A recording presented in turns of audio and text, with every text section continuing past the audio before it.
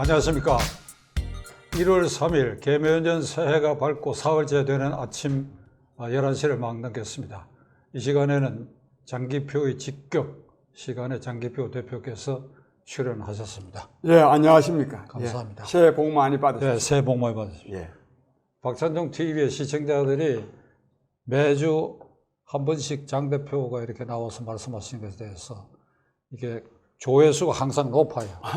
예. 그래서 그 장 대표의 국민들 속에 가지고 있는 그 열망, 지지 이게 상당히 높다고 하는 걸 내가 매번 느끼고 있고, 그로 인해서 우리 구독자 수도 늘어가고 있고 장 대표 때문에 감사드리고, 금년 한 해 장 대표가 마음먹은 일이 다 성취되길 바랍니다. 예, 감사합니다.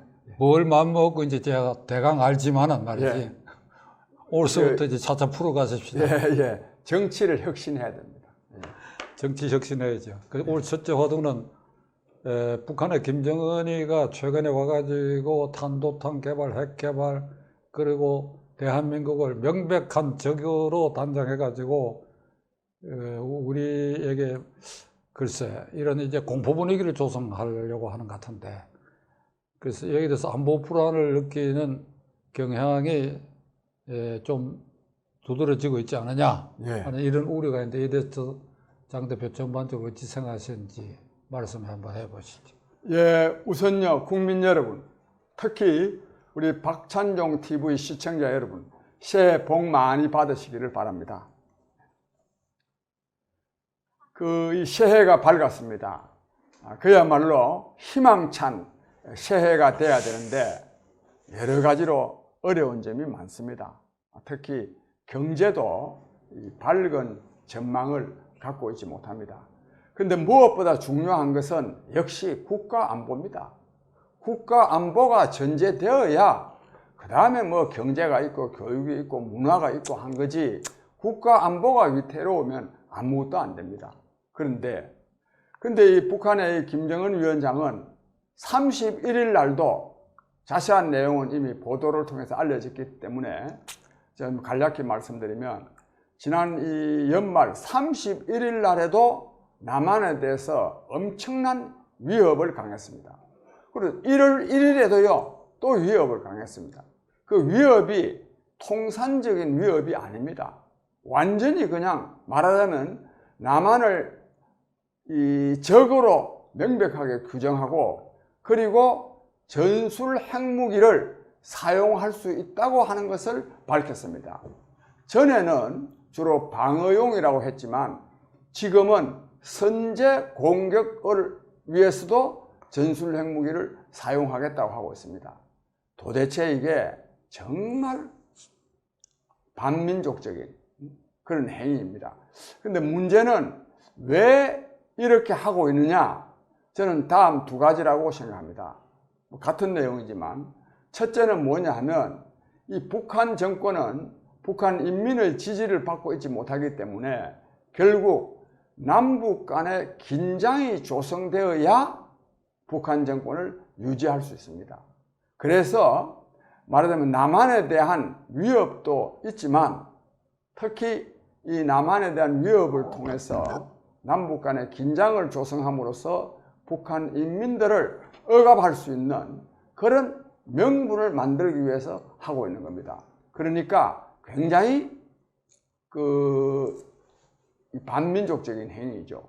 그 다음에 또 하나 우리가 생각해 볼 수 있는 것은, 북한이 지금 말하자면 이 먹고 사는 문제, 민생을 챙기는 데 써야 될 돈을 핵무기 만들고 미사일 만드는데 돈을 너무 많이 쓰다가 보니까, 그렇잖아도 북한 경제가 어려운 터에 지금 더 어려워져 가지고 북한의 인민들의 불만이 최고조로 올라가고 있다고 생각합니다. 그런 지금 전언들이 있습니다. 그래서 이 북한 인민들이 자칫하면 말하면 폭발할 수도 있기 때문에 이것을 억누르기 위해서 하는 거다, 그렇게 생각합니다. 그러니까 이 김정은 정권의 남한에 대한 위협은 그야말로 1인 독재, 수련 독재로 말미암은 정권의 불안, 그리고 인민을 도탄에 빠뜨린 이에 대해서 이걸 어떻게 엉뚱하게 모면해보고자 하는데 이것이 결국은 자칫하면 남북한의 전쟁도 유발할 수 있는 그런 상황이라서 정말 유감스럽습니다. 그런데 마침 윤석열 정부는 지난날 이 문재인 정권과는 달리 상당히 북한에 대해서 바른 자세를 저는 취하고 있다고 생각합니다. 물론 이 북한을 뭐 저런 식으로 말하면 강대강으로 대처하지 아니하고 더 말하면 북한을 대화의 장으로 끌어내고 또 남북 간의 긴장을 완화했으면 좋겠지만 앞서 말씀드린 대로 북한 정권의 자체 취약성으로 말미암아서 긴장을 조성하고 하는 행위이기 때문에 남한에서 좀 뭐 대화하자 이렇게 한다고 해서 될 일이 아닙니다. 그런 점에서 저는 이 윤석열 대통령과 이 정부가 말하자면 북한의 위협에 대해서 문재인 정권처럼 고분고분한 말하자면 이 순한 그런 자세가 아니라 강경한 태도를 나타내 보이는 것은 굉장히 필요하다고 생각합니다. 그러나 이것이 다는 아닙니다.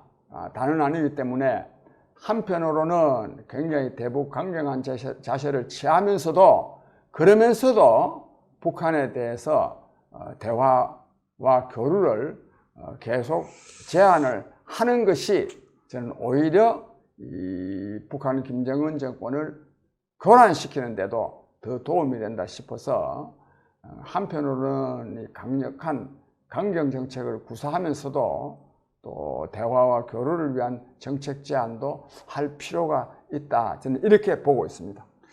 이 북한 문제 전문가 중에는 이 김정은이가 핵 개발이 등의 이제 막대한 국가의 예산을 거기에 퍼붓고 일반 국민들의 생활을 어렵게 하는데 이 배를 아주 굶기면 저항할 힘이 안 생긴다는 거예요. 예. 그것도 악용하고 있다는. 예, 그렇습니다. 예. 그러니까 너무 배가 고프면 데모할 힘이 없듯이 말이죠. 예. 그러니까 아주 저게 악랄할 정권이다. 예. 이게 참 비극적인데 두 번째 화두는 윤석열 대통령이 5월 10일 취임하고 이제 8개월째 접어들었어요. 예. 오늘이 1월 3일이니까 1월 10일이면 만 8개월이 된다고. 예. 그러니까 그동안에 우리 국민들이 잠재적으로 기대했던 것은 문재인 정권 아래서의 각종 적폐, 특히 이재명 대표에게 나타나고 있는 그 엄청난 사법적 적폐, 이걸 어떻게 8개월 동안에 무슨 깔끔하게 정리도 안 되는 것 같고, 그래 해를 이렇게 넘기니까 이 윤석열 정권이 과연 이 문제 처결에 있어서 어떤 의지를 갖고 있는가, 이 문을 갖는 사람들이 늘어나기 시작했어요. 예. 그 장 대표 한번 말씀해 보시죠. 예, 이 새해가 밝았으면 정말 새로운 비전으로 또 새로운 마음으로 또 새로운 자세로 정부도 국민도 새 출발을 했으면 얼마나 좋겠습니까? 그런데요, 지난해에 이 정권은 교체됐지만 여러 가지 그 문재인 정권에 의해서 저질러진 여러 가지 이른바 이 적폐가 제대로 해결된 것이 하나도 없습니다. 우선 이 문재인 대통령만 하더라도 문재인 대통령이 얼마나 많은 말하자면 이 악폐를 만들어 왔습니까? 근데 뭐 그 중에 좀 나아진 건 있습니다. 우선 이 대북 저자세를 윤석열 정부가 청산했고 또 미국과 관련한 엉거주춤한 속으로는 약간 좀 적대적인 겉으로는 마지못해서 그냥 하는 그런 거를 좀 청산하고 한미 말하자면 이 동맹을 강화한 점, 또 특히 이 탈원전 정책을 폐기한 점, 뭐 이러한 점은 문재인 정권 때보다는 문재인 정권의 여러 가지 적폐를 말하자면 이 청산하고 새로운 출발을 한 의미가 있습니다만, 그러나 그거 가지고 전혀 되는 게 아닙니다. 이 불법이 얼마나 많이 저질렸습니까? 예를 들자면은 그 울산시장 선거 부정 사건, 그 외에 또 이 탈원전과 관련한 그 밤중에 서류 조작하고 한 그런 사건, 그 중에 제일 중요한 게 뭐냐 하면 서해 이 해수부 공무원 말하자면 북한 탈출 조작 사건입니다. 이거와 그 다음에 이 북한에서 남한으로 wan 그 이 탈북 어민 두 사람 강제 북송한 거, 이거는요 다른 어떤 이 실정, 악정 보담도 나쁜 겁니다, 이게. 그런데 그에 대해서 이 윤석열 정부가 전혀 제대로 대처하고 있지 못합니다. 그 총책임자가 누구겠습니까? 문재인 대통령 아닙니까? 만약에 문재인 대통령의 허가 없이 그런 일을 할 수가 있겠습니까? 즉 서해 공무원을 말하면 북한으로 탈출했다고 말할 수가 있겠습니까? 또 술사또 밑에서 또 뭐 말한다 하더라도 그걸 바로 잡아야 될 사람은 문재인 대통령 아니었습니까? 또 북한 어민이 북송 문제도 마찬가지입니다. 그 내용을 자세하게 말씀드릴 일은 아니고 어쨌든 이게 지금요 제대로 지금 이루어지고 있지 못합니다. 그러다가 보니까 지금 문재인 대통령이 지금 굉장한 그 대중적 지지, 장악력을 갖고 있는 것처럼 비침으로써 이재명 민주당 대표도 어제도 지금 뭐 문재인 대통령 머물고 있는 양산에 갔다 그러고 이재명 대표만이 아니라 그 민주당 소속의 많은 국회의원들이 지금 문재인 대통령 집에 지금 들락거린다는 거 아닙니까? 이 왜 그렇습니까? 아직도 문재인 대통령이 건재하다는 걸 의미하는 겁니다. 이 건재해가 되겠습니까? 문재인 대통령이 잘했으면 정권교체도 안 됐습니다. 특히 지난번 서울시장 선거 같은 거, 그건 문재인 정권에 대한 엄중한 심판 아니었습니까? 정말 이 사법 처리해야 되는데 윤석열 정부가 문재인 대통령과 그 정부 관계자들을 제대로 사법 처리하고 있지 못한 것을 저는 대단히 유감스럽게 생각하고 앞으로라도 반드시 사법 처리해야 한다고 생각합니다. 이재명 씨 문제도 마찬가지입니다.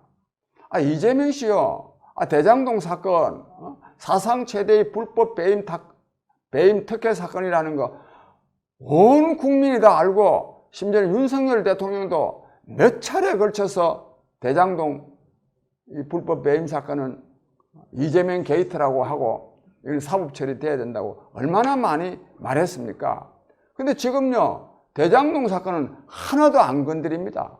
다른데 어디 뭐 변방에 가서 다루다가 보니까 오히려 이재명 씨 지지자들로서는 우리 이재명 대표가 말이지 뭐 잘못한 게 없는데 이 윤석열 정권이 말하자면 이 정치 보복의 차원에서 야당 탄압의 차원에서 자꾸만 뭐 김용희가 어떻다, 정진상이가 어떻다, 뭐 성남 FC가 어떻다 이런 거 지금 걸고 넘어지는 거 아니냐 이런 생각을 해가지고요 반정부 투쟁을 할 수 있는 명분을 윤석열 정부가 지금 제공하고 있습니다.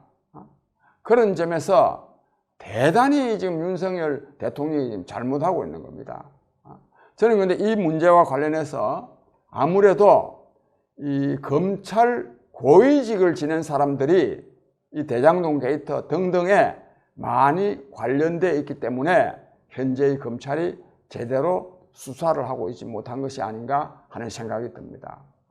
특히 지금 대장동 사건의 경우에는 그 지금 실무적으로 주도한 사람이 남욱 변호사, 정영학 회계사인데 이 사람들이 처음에 이 대장동 이 주택개발 사업을 기획할 때 그 기획을요 박영수 변호사 사무실에서 했답니다. 박영수 사무실에서. 사실 대장동 게이트의 중요한 범죄 혐의자가 박영수 씨입니다. 근데 박영수 씨가 검찰 고위직을 지냈고 거기다가 또 김순환 검찰총장 지낸 사람, 최재경 대검찰청 중앙수사부장 지낸 사람 이런 사람들에다가 여기다가 또요 국민 여러분 저는 요즘 정말 분노에 맞지 않는데 이 검찰 고위직 지낸 사람들, 법원 고위직 지낸 사람들이요 완전히 지금 돈벌이에 환장을 해가지고 온갖 기업체에 지금 사회이사니 지금 고문 변호사니 하고 있습니다. 한 예로 상방울이라는 기업이 있거든요. 그 상방울 회장이 김성태라는 사람인데, 그 다음에 또 이 KH 기업의 또 이 배상윤이라는 사람들은 다 이 조폭 출신들이랍니다. 이 조폭 출신들이 하는 기업에 검찰 고위직 지낸 사람들이요, 엄청나게 많은 숫자가, 제가 안검하더라도 10여 명 이상이 그게 사회이사로, 고문 변호사로 좀 들어가 있습니다. 국민 여러분, 이래가 되겠습니까, 이게? 거기다가요, 이 사람들도 구속시켜서 처벌할 때 검사 노릇을 했던 사람들이 퇴직하고 난 다음에 또 이 사람들도 변호인으로도 들어갑니다. 이래가 이 사법 정의가 구현될 수 있겠습니까? 부정부패가 없어질 수 있겠습니까? 정말 이런 말 하기는 참 정말 별로 안 좋지만, 군사 독재 정권 시절의 검찰과 법원보다도 훨씬 더 제 임무를 제대로 수행하고 있지 못합니다. 완전히 그냥 검찰과 법원이 부패해 있습니다. 이거 반드시 척결해야 되고, 감히 말씀드렸는데, 저 장기표는 이런 꼴을 보고 넘길 수가 없습니다. 내가 이 금년도부터는 이 부정부패 척결하는데, 특히 고위공직자들, 이걸로 전관 예우라 그럽니다. 그 전관 고위직 지낸 사람들을 주로, 요즘요 큰 사건 되면 전부 다 전관 고위직 지낸 사람들을 변호사로 다 선임합니다. 이게 뭡니까, 이게? 법리적으로 다투겠다는 것이 아니라 빼앗쓰겠다는 거 아닙니까? 또 이게 또 통하고 있습니다. 이게 통하면 되겠습니까? 국민 여러분, 이거 바로 잡아야 됩니다.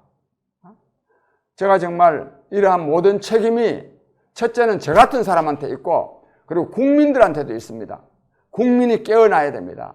2023년도에는 국민이 깨어나서 이런 이 전 정권의 이 불법, 부패를 척결하는데 힘을 모을 수 있게 되기를 바라고, 저도 우리 박 대표님 모시고 이러한 척결 운동에 정말 열심히 나서겠다는 말씀을 드립니다. 시청자 여러분들께 제가 한 가지 환기시키겠습니다. 이재명 게이트의 그 핵심적 몸통 사건은 대장동 개발 계획에 따르는 업무상 배임죄입니다. 거기서 이제 갈라먹는 돈들이 뭐 검찰 고위 간부한테도 가고 김만배 일당들이 먹은 돈인데, 지금부터 1년 3개월 전에 이재명 씨가 대통령 후보가 된 그 순간에 대장동 게이트 몸통은 이재명이다 그래가지고 여러 증거를 나열해서 공개적으로 고발한 1호가 이 장기표 대표예요. 1호가. 그러면 지금 1년 3개월이 됐잖아요. 그러면 그동안에 문재인 정권 아래서니까 검찰이 그건 완전히 미적거리고 덮었다고 봐야 되는데, 윤석열 대통령이 당선되고 그리고 취임하고 지금 8개월째 들어가는데 이 변죽만 울리는 그런 지금 일이 벌어지고 있다. 그러다 보니까 오히려 제가 지금 그 대장동 게이트의 몸통은 이재명 씨다, 그런 사람은 대통령 되면 안 된다 그랬다 해가지고 제가 지금 창원지방법원에서 지금 벌금 400만 원 받고, 그리고 또 지금 서울지방법원에요 지금 구형 1000만 원을 받고 있는데 변론을 제기해가지고 뭐 더 때리려고 하는 모양입니다. 이래가 되겠습니까, 이게? 그러나 저는 이런 거 사실 눈도 깜짝 안 합니다. 안 하나. 그러나 대장동 사상 최대의 불법 배임 주범 이재명을 제가 비판하면서 그런 사람은 대통령 되면 안 된다 해가지고 제가 지금 검찰에 가서 조사받고 법원에 지금 다니면서 재판받고, 물론 제가 재판받는 게 아니에요. 저는 사실 검찰과 법원은 판사들을 재판하러 가지 제가 뭐 그 재판 받으러 가겠습니까만은, 그러나 이런 일이 있어가 되겠습니까, 이게? 정말 정권교체가 되는지 안 되는지 저 잘 모르겠습니다. 이재명을 고발한 사람이 재판받고 뭐 벌금이 선고되고, 이재명 씨가 그때 장 대표가 고발한 직후에 내가 존경하는 뭐 운동권 선배께서 사실도 알지 못하고 나를 고발했다 그래갖고 무고죄로 이재명 씨가 고발했거든, 장 대표를. 예, 처음에는 봐준다 했는데요. 그러니까 무고죄, 명예훼손죄 이런 걸 고발한 것 같은데, 그러니까 검찰이 장 대표 것만 조사해서 기소해갖고 법원이 그것만 재판하고 저쪽은 안 하고 있는 거 이게 제가 말씀하신 동안 웃은 이유가 예. 이게 주객전도라도 이게 유만부득이지 이런 일이 있을 수 있나요? 그러나 반드시 바로 잡힙니다. 그러니까 이걸 윤석열 대통령이 깨달아야 돼요. 이 방송 모니터에서 윤석열 대통령 참모든 대통령이 보고하시기 바랍니다. 오늘은 이 정도에서 일단 예, 예, 예, 감사합니다. 감사합니다. 예.